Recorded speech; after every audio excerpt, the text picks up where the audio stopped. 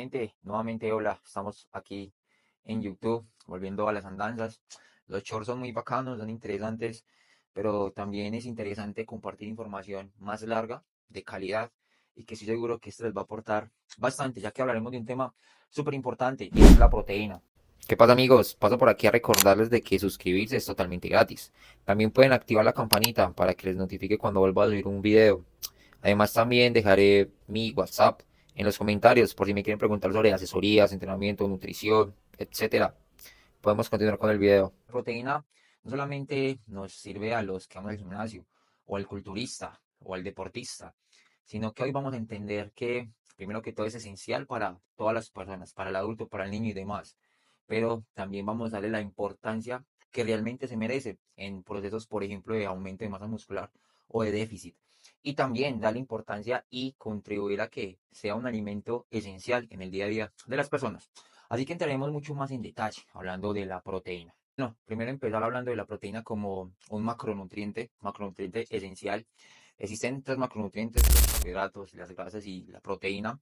Curiosamente, a través del carbohidrato o a través de las grasas no podemos hacer proteínas, cosa que sí pasa con los otros macronutrientes. Por ejemplo, si necesitamos carbohidrato, hay procesos de gluconeogénesis, por ejemplo, glucogénesis, que nos facilitan la rápida energía. Necesitamos glucosa, entonces estos procesos nos ayudan a dar glucosa. Puede ser derivado de la grasa, por ejemplo, o de las proteínas. Y lo mismo sucede con las grasas. Si hay un exceso, por ejemplo, de carbohidratos, pues vamos a tener grasa, tejido adiposito, podemos dar esa energía y, bueno, un proceso un poco más largo, pero también se puede dar y es a través de las proteínas que podamos tener tejido adiposito, triglicéridos, pero que no podemos hacer de grasas o carbohidratos proteína. Así que resaltando que es esencial consumir proteína. ¿Y por qué es esencial consumir proteína? Bueno, la proteína tiene, entre muchas cosas, funciones estructurales, funciones de transporte y aparte tiene funciones a nivel muscular, que es la que nos interesa en el mundo fitness, importante para que preservamos, construyamos y aumentemos nuestra masa muscular. Eh, Proteínas estructurales como el colágeno, bastante conocida, como la queratina. Este tipo de proteínas nos ayudan, por ejemplo, al tejido conectivo, a nuestro cabello, a la piel. Y bueno, así hay muchas más proteínas. Por ejemplo, a nivel muscular tenemos la lactina o la miosina, entre otras. Sin embargo, es esencial el consumo de proteína. También lo encontramos en la sangre, en la hemoglobina, en la mioglobina a nivel muscular. También es insulina. También es una hormona que nos, por ejemplo, en este caso la insulina, que nos ayuda en nuestro metabolismo. Así que empezamos a entender de que primero es esencial y segundo tiene mucha función en nuestro organismo, no solamente la masa muscular. Entonces aquí empezamos a comprender de que no solamente la persona que va al gimnasio o el culturista o el deportista necesita de proteína, sino que todas las personas necesitan proteína. Es más, volvamos a nuestros antepasados. La leche materna. Eh, por ejemplo, la leche, los suplementos que generalmente son de proteína de suero de leche, pues son derivados de la leche, como lo acabo de decir. Entonces la leche materna en esa etapa de lactancia, de infancia que todos atravesamos, es proteína, nos aporta proteína. Nos aporta proteína porque en esas etapas necesitamos estructura, necesitamos que nuestros tejidos se desarrollen. Entonces la proteína, en palabras simples, es anabolismo en nuestro cuerpo, es estructura en nuestro cuerpo y corrobora que haya tejido conectivo, haya tejido muscular. Y pues en esa etapa importante pues influye en nosotros para poder crecer. Es más, es inevitable no tomar leche materna en esas etapas. Entonces desde ya vemos la importancia que tiene la proteína para todas las personas, tanto desde niño como hasta un adulto. Partiendo de la premisa anterior, sabiendo que es estructura, sabiendo que es transporte, sabiendo que es movimiento, y dentro de movimiento sabemos de que es masa muscular, es un macronutriente primordial. Es más, es el macronutriente que, por ejemplo, en dietas o en distribución de dietas, es el primer macronutriente que, llamémoslo así, tenemos en cuenta y le sacamos el porcentaje. Luego continuamos con las grasas y ese relleno que falta generalmente es el carbohidrato. Con esto no quiere decir de que el carbohidrato no sea importante, solamente que en orden jerárquico le damos la prioridad a la proteína. Y es que la proteína es esencial y es innegociable para el proceso de aumento de masa muscular, para el mantenimiento, para un déficit calórico. Es más, simplemente para que tengamos una salud y un bienestar en nuestra cotidianidad. Así no hagamos actividad física, que lo ideal sería hacer actividad física. Sin embargo, es muy importante darle prioridad a este macronutriente, porque a medida que perdemos masa muscular, nuestro metabolismo también se va ralentizando y esto nos va a generar diferentes particularidades negativas que se traducen en, por ejemplo, colesterol, diabetes, síndrome metabólico, en fin, una consecuencia de patologías no transmisibles que pueden afectar nuestra calidad de vida, partiendo de simplemente perder masa muscular. Y aquí es donde viene algo interesante, y es que hay una epidemia a nivel mundial y es la sarcopenia.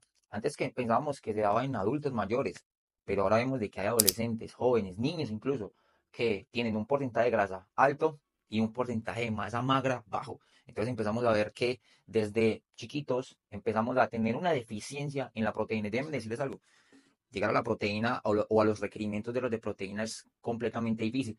Y más aún sabiendo de que en nuestro país, Colombia, eh, la tradición es que el desayuno, por ejemplo, sea energético. Por ejemplo, café con pan, galletas con pan y café. Si nos salvamos y nos va bien, nos dan uno o dos huevos. Si nos salvamos. Pero desde ahí empezamos a ver de que la proteína es un macronutriente olvidado y que también ha estado estigmatizado debido a que supuestamente genera problemas renales y otro tipo de particularidades que aún la ciencia no ha estado diciendo. Aún no nos ha evidenciado de que esto tenga consecuencias negativas para, por ejemplo, los riñones. A no ser de que ya tengas problemas en los riñones, quizás la proteína te pueda afectar, pero netamente la proteína no te va a afectar el riñón, ¿ok? Ya debes tener algún problema particular. Y es aquí donde quiero que llame a su abuelita, a su papá, en este preciso momento, porque voy a decir algo importante. Es que la proteína no solamente la necesitamos las personas que vamos al gimnasio, no solamente la necesita el culturista, no solamente la necesita el profe Felipe, porque él hace ejercicio y necesita sus músculos, estructura para que vuelvan a crecer, ¿cierto? Sino que también la necesita el adulto mayor, el adulto, la niña, el niño, el joven, el adolescente. Importante porque la masa muscular no solamente representa estética, sino que representa un montón de beneficios metabólicos, estructurales e incluso hasta anímicos para las personas. Así que resalto la importancia de que no es solamente o exclusivamente para personas que van al gimnasio, sino que también es para todas las personas y deberíamos darle el respetado, llamémoslo así, el respetado orden, la verdad deberíamos darle la prioridad que se merece la proteína, porque como lo dije, es esencial y la evidencia nos respalda. Hay mucha evidencia científica hablando de que la proteína es algo esencial para mejorar la calidad y el bienestar de las personas. ¿Cuáles son las fuentes de proteína? Y hay diferentes fuentes de proteína, de origen animal y origen vegetal, por ejemplo. No voy a entrar en materia, hablar netamente de cómo está compuesta cada una de estas proteínas. Lo que sí es que hay diferencias entre la vegetal y la animal. Las proteínas les han dado una denominación dirigida hacia cuáles tienen mejor calidad y esa denominación la han hecho con el criterio del perfil de aminoácidos que aporte la proteína. Es decir, la proteína está compuesta por aminoácidos. No hay aminoácidos esenciales, que son esenciales porque necesitamos de la comida para poder adquirir o obtener esos aminoácidos esenciales. Aminoácidos esenciales como la leucina, que mínimo necesitamos 3 gramos al día, pero este aminoácido, por ejemplo, nos ayuda a la síntesis proteica, algo realmente muy beneficioso para la masa muscular. Entonces, partiendo de que hay 9 aminoácidos esenciales y que el perfil de estos aminoácidos va a determinar el valor biológico de la proteína, bueno, en este orden de ideas, la proteína de origen animal se lleva, llamémoslo así, el premio. Tiene mayor valor biológico a diferencia, por ejemplo, de la proteína de origen vegetal. ¿Cuál sería la diferencia? Que las proteínas de origen vegetales no tienen el perfil de aminoácidos completo. Es decir, por ejemplo, la proteína de arroz tiene algunos aminoácidos, pero carece de uno. Y lo mismo pasa, por ejemplo, con la proteína de alberja, o de origen de alberja. Tiene algunos aminoácidos, pero carece de uno. Por eso algunas buenas proteínas de origen vegetal es la combinación de proteínas de arroz y de alberjas, porque se complementan entre ambas, dando un perfil de aminoácidos completo. Pero solamente un huevo de origen animal nos aporta los 9 aminoácidos esenciales. Entonces, partiendo de que hay diferencias entre lo vegetal y lo animal, y de diferentes fuentes, fuentes de origen animal como conocidas, obviamente, la carne de res, la carne de cerdo, el pollo con la pechuga, con el muslo, el contramuslo, el famoso pernil, el pescado, el salmón, importantísimo el salmón por el omega 3, eh, el atún, las carnes son proteínas, las que acabo de mencionar. También, por ejemplo, la mejor proteína, un valor biológico más alto, es la proteína de suero aislada o isolate en inglés, no isolatada, no isolata, ni isolatada. Es más, es un error decir eso. Pero la proteína de suero aislada, que generalmente la vemos en marcas, no vengo aquí a dar promoción, pero como puede ser la de ProScience, y esta tiene un mayor valor biológico. Entonces, la proteína de suero de leche es otra fuente de proteína Al igual que, por ejemplo, de origen vegetal, la proteína de soya, las alberjas, el arroz, bueno, las lentejas también, pero aportan muy poca proteína. Es más, te puedes comer, no sé, 150 gramos de lentejas y eso te puede estar aportando entre 5 a 10 gramos de proteína, pero lo que más te aporta en su abundancia va a ser carbohidrato. Esa es una de las desventajas que, a mi parecer, tienen las personas que se orientan hacia ser vegetarianos respecto a la proteína. Me parece que es una desventaja, pero no es que esté mal, valga la redundancia. Este tipo de personas quizás necesitan una individualidad y un camino más específico hacia ellos y adaptado a su estilo de vida. Pero ahí hay un punto que resaltar en cuanto a la desventaja de proteína de origen animal y origen vegetal. Entonces, conociendo las fuentes de dónde provienen, continuaremos con el video. Teniendo en cuenta lo anterior, es importante el consumo de proteína durante el día. La OMS nos recomienda entre 0.8 a 1.2, 1.3 gramos de proteína por kilogramo del peso mínimo al día para una persona que solamente necesite sobrevivir. 0.8 gramos, es más, un gramo de proteína, pues está bien que lo hagas, pero pasas raspando lo que realmente necesitarías o que le generaría el mejor beneficio para tu musculatura, eh, de acuerdo a la ingesta que tengas. Pero un gramo, digamos que es muy poco, pero bueno, te puede servir. Es como si pasaras el examen en 2,99 y el sistema te estuviera subiendo a 3. Lo ideal sería que comieras un poco más, pero bueno, puedes empezar con esto. Y es aquí donde entra un error de interpretación de las personas que los lleva a comprender a que es difícil llegar a los requerimientos proteicos, y es que 100 gramos de pechuga no son 100 gramos de proteína. 100 gramos de pechuga nos aporta 30 gramos aproximadamente de proteína. Y estos 30 gramos de proteína nos van a sumar a poder llegar a los requerimientos diarios que cada persona necesita. Por ejemplo, vamos a dar un ejemplo.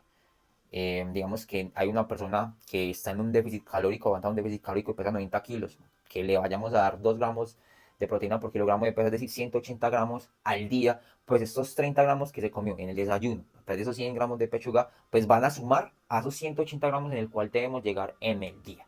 Entonces vemos de que es completamente difícil llegar a los 180 gramos de proteína al día. Y mucho más sabiendo de que no tenemos la conciencia de que deben de ir en las 3 comidas, en este caso hasta una comida de más que contenga proteína para poder alcanzar esos requerimientos diarios de proteína.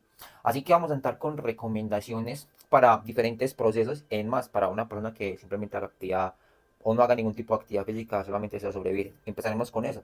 Como dije anteriormente, un gramo por kilogramo de peso está bien, pero si puedes consumir entre 1.2 y 1.3 gramos de 1.3 gramos de proteína por kilogramo de peso, sería perfecto. Y eso que no vas al gimnasio. La idea es que lo mezcles con la actividad física, pero bueno, al menos le das algo de material para tu musculatura. Si estás en un proceso de volumen, aquí es importante resaltar de que necesitamos un superávit calórico, necesitamos un excedente en calorías, y bueno, tiene que ir acompañado con carbohidrato, evidentemente, para poder llegar a esos requerimientos calóricos. Pero dentro de la proteína sería importante, voy a dar un número muy general, esto va adaptado según las necesidades de cada quien, hay personas que tienen más masa muscular, otras que no, en fin, pero haré un número de entre 1.4, démoslo a 2 gramos de proteína por kilogramo de peso por una persona que está en aumento de masa muscular. Para una persona que entra en un déficit calórico, pues como le anteriormente, aquí tenemos que aumentar mucho más la ingesta de proteína porque los carbohidratos van a reducir y necesitamos sí o sí preservar la masa muscular para que sea una definición linda, pulcra, estética, y no sea una definición en la cual nos veamos flacos y perdamos masa muscular. Entonces, para esas personas, el número entraría entre 1.6 a 2.2, 2.4 gramos de proteína por kilogramo de peso. Vuelvo y reitero, va a depender mucho de la individualidad y de la composición corporal que cada quien tenga, pero estos números pueden servir. Recuerden, en el déficit calórico incrementaremos el consumo de proteína. En el mantenimiento podemos estar rondando entre 1.2, 1.5, 1.6. Yo, por ejemplo, el mantenimiento me mantengo con los 1.6, me parece ideal. Podemos seguir rondando en este número. Sin embargo, más allá de todo esto, es que entendamos y comprendamos de que la proteína es necesaria para nuestro día a día, y mucho más si vas al gimnasio y quieres construir masa muscular. Y como sabemos de que es completamente difícil llegar a los requerimientos de proteína a diario y mucho más atrás de la comida, valga la redundancia, la comida es la base de todo, pero quizás con la comida es un poco más complejo, ahí donde entran ayudas como el suplemento de proteína de soya de leche o una proteína vegetal para que es vegetariano. Este tipo de ayudas también son comidas. Pero Felipe, ¿por qué si es un suplemento, por qué hace una comida más? Bueno, en este caso la proteína nos va a facilitar y nos va a ayudar a poder llegar a los requerimientos de proteína a través de calorías líquidas. Es mucho más fácil, por ejemplo, consumir 200 calorías líquidas que sólidas. Si comes mucha proteína, por ejemplo, porque en un déficit calórico se consume harta proteína es porque es saciante y lo que no queremos es que consuma, por ejemplo, son estrategias, pero no consuma entre comidas. Entonces el comer buena proteína en las comidas principales pues va a generar saciedad y le va a permitir aguantar hasta la próxima comida, ¿cierto?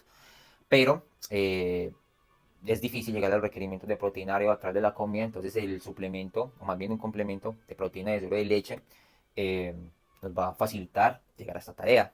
Generalmente las proteínas de suero de leche, algunas, voy a dar este término, voy a dar esta denominación, pero llamémoslas limpias y sucias, ¿cierto? La proteína limpia es tema para otro video, pero vemos esta denominación. Proteína limpia es decir que no está mezclada con mucho carbohidrato y grasas y tampoco es tan calórica. Generalmente aporta entre 25 a 30 gramos de proteína por un scoop, eso va a depender de la marca, pero en un solo scoop ya no estamos comiendo 30 gramos de proteína a través de solamente un batido, puede ser un snack, entonces esto nos va a facilitar poder llegar a los requerimientos de proteína diarios. Entonces, ya sabemos, la proteína es fundamental para nuestra masa muscular, también para que tengamos nuestras articulaciones sanas, tengamos un buen funcionamiento metabólico en nuestro organismo, haya un buen transporte en la sangre, pero más allá de eso también es salud, es bienestar, es estética, es estado anímico y el músculo necesita de la proteína para poder construirse, para poder preservarse y para que nos brinda esos beneficios que posee y que interfiere en nuestro cuerpo. Así que ya lo saben, consuman proteína por favor.